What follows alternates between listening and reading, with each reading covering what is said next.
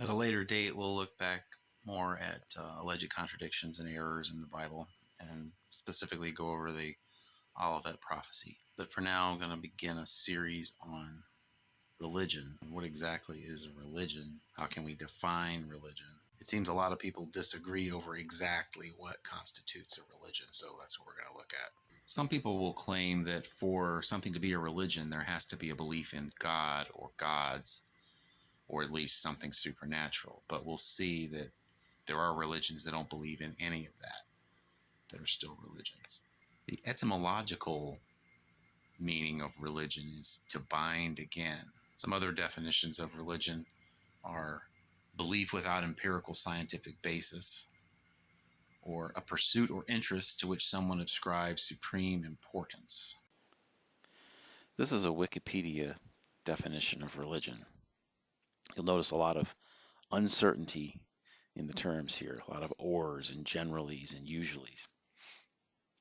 Religion is usually defined as a social cultural system of designated behaviors and practices, morals, beliefs, worldviews, texts, sanctified places, prophecies, ethics, or organizations that generally relates humanity to supernatural, transcendental, and spiritual elements. However, there is no scholarly consensus over what precisely constitutes a religion. Different religions may or may not contain various elements ranging from the divine, sacred things, faith, a supernatural being or supernatural beings, or some sort of ultimacy and transcendence that will provide norms and power for the rest of life. Religious practices may include rituals, sermons, commemoration or veneration of deities or saints, sacrifices, festivals, feasts, trances, initiations, funerary services, matrimonial services, meditation, prayer, music, art, dance, public service, or other aspects of human culture. Religions have sacred histories and narratives which may be preserved in sacred scriptures and symbols and holy places that aim mostly to give a meaning to life. Religions may contain symbolic stories which are sometimes said by followers to be true, that may also attempt to explain the origin of life, the universe, and other phenomena. Traditionally, faith, in addition to reason, has been considered a source of religious beliefs. As an example of an atheist who is very religious, there's Greta Vosper. She is a pastor of a congregation in the United Church of Canada.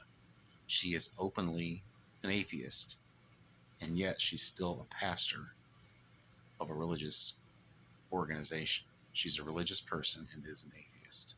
So Greta Vosper is part of a nominally Christian system. So someone might look at that as an outlier. However, consider the Ethical Humanist Society of Long Island. Here's what they say about themselves. The Ethical Humanist Society is a non theistic religion. The Ethical Humanist Society of Long Island is a religious community dedicated to improving the human condition through individual and collective action. Reverence for life. We cultivate the spiritual dimension in life by acknowledging our interdependent connections to all humanity, to nature, and to our inner values. Respect for human worth. We treat all people as having inherent worth as well as having a capacity for living ethically. Ethical living. When we put into practice ethical principles such as love, justice, honesty, and forgiveness, we experience harmony within ourselves and in our relationships. Their respect for human worth is essentially a non theistic way of saying all people are made in the image of God. A similar group is the Society for Ethical Culture of Chicago. They say, "We, the undersigned, convinced that the time has come for a larger and higher statement of religious truth than the dominant theologies offer, and believing that the stress of religious teaching should be laid on the duty of moral improvement, both of self and others, and that religions should guide and inspire us in the sublime path of moral progress, do hereby agree to constitute ourselves an association to be known as the Society for Ethical Culture of Chicago, and we pledge ourselves to cooperate to the full extent of our ability in the application and propagation of these principles." So they believe in these principles, they want to carry them out in their own lives, and they want to propagate that, which it means to share those principles with others. What these groups generally want to do is maintain at least some of the moral teachings of Christianity without the supernatural elements. But they recognize that it isn't the supernatural elements that make it a religion. Otherwise, they wouldn't call it a religion. But they do. Now, most people today don't really consider secular humanism to be a religion. However, if you look at what they believe and teach and compare that to what the ethical society and the ethical culture groups that we read about, they teach and believe basically the same thing.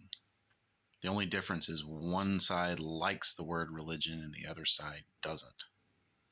But not liking a term doesn't mean it doesn't apply.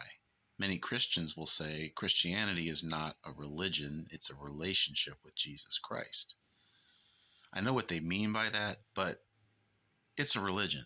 Now, maybe other religions don't have that element of relationship, fine, but Christianity is still a religion under any reasonable definition of the term religion. It's got a set of beliefs. It fits most of what we read in the Wikipedia definition. Christianity is a religion. But just because secular humanism doesn't proclaim belief in a God, that doesn't mean it isn't a religion. What all groups that call themselves religions seem to have in common is a set of core, unprovable beliefs upon which they base their lives.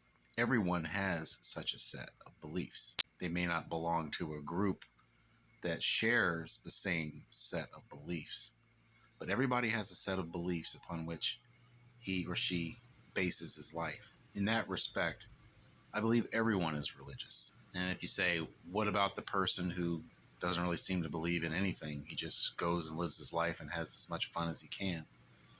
Effectively, what he believes in is himself. His own feelings, his own positive experience is of the utmost importance.